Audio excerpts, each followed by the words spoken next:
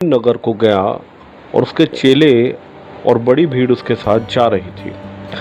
और जब वह नगर के फाटक के पास पहुंचा तो देखो, लोग एक मुर्दे को लिए जा रहे थे। जब प्रभु यीशु फाटक के पास पहुंचा तो उस फाटक से एक मुर्दे को, एक डेड बॉडी को एक भीड़ लेके जा रही थी, जो अपनी माँ का इकलौता पुत्र था और वह विधवा थी।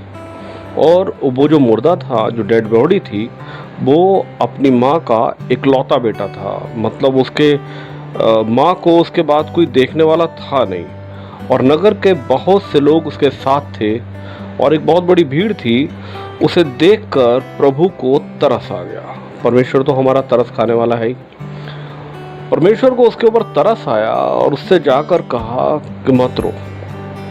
अगर किसी के घर में इस तरह की स्थिति बन जाए कि कोई विधवा स्त्री हो और उसका जवान बेटा चला जाए और कोई उसको जाके बोले कि मत रो, तो क्या उसका सोच बनेगी कि भैया मेरे पास पूरे जीवन में रोने के अलावा और क्या है, ये तो पूरे जीवन रोना है। लेकिन उसको ये नहीं पता, जो उस स्त्री से ये कह रहा है कि मत रो, वो कौन है। वो सब कुछ करने में सक्षम है। तब उसने आकर अर्थी को छुआ।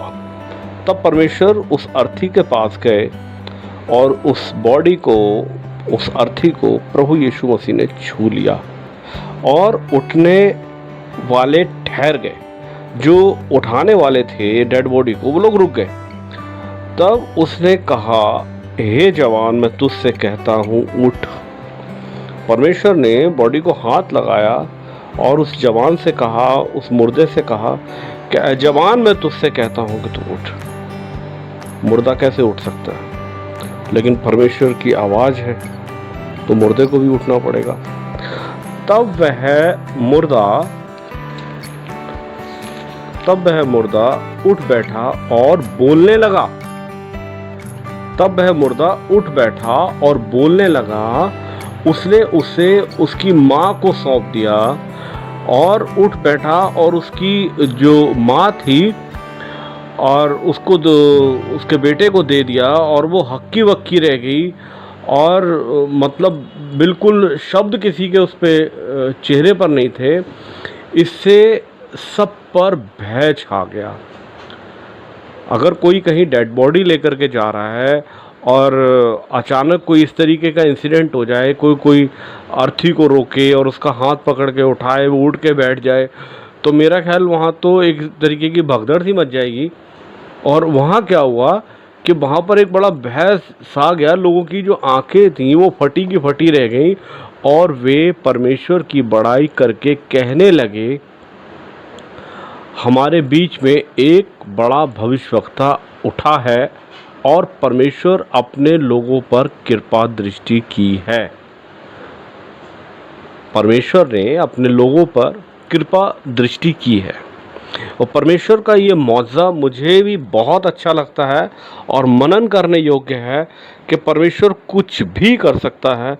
वहाँ परमेश्वर ने उस स्त्री का कोई विश्वास नहीं देखा। वहाँ पर परमेश्वर ने उस स्त्री पर और उसकी दशा के ऊपर को तरस खाया। तरस। इतनी बड़ी भीड़, नगर का फाटक, इतना बड़ा मौजज़ा, ऐसे थोड़ी ना प्रभु यीशु मसीह के मानने वाले दुनिया में सबसे ज़्यादा पाए जाते हैं। वर्ड टू माउथ है, वर्ड टू माउथ। एक ने दूसरे को कहा, दूसरे ने तीसरे को कहा और परमेश्वर की ख्याति फैलते फैलते पूरी दुनिया में फैल गई। परमेश्वर का ये मौजज़ा बहुत अजीम है और बहुत मेडिटेशन करने वाला है कि परमेश्वर किसी की ज़िंदगी में कुछ भी कर सकता है।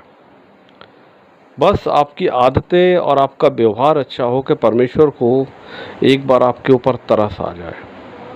और यकीन जानिए, जो नहीं हो सकता वो परमेश्वर आपकी ज़िंदगी में कर सकता है। अगर वो एक मुर्दे में जान डाल सकता है जिसका बस अंतिम संस्कार होने ही वाला है, तो आप समझिए उसके लिए क्या मुश्किल है। वो आपसे कहता है, मत रो, मत रो। परमेश्वर आपके आंसू देख रहा है और आपको बोल रहा है, मत रो। वो निरंतर आपके ऊपर अपनी दृष्टि किए हुए हैं। आप घुटने टेकिए, प्रार्थना कीजिए, प्रतिफल परमेश्वर आपको जरूर देगा। God bless you. जय मसीह की।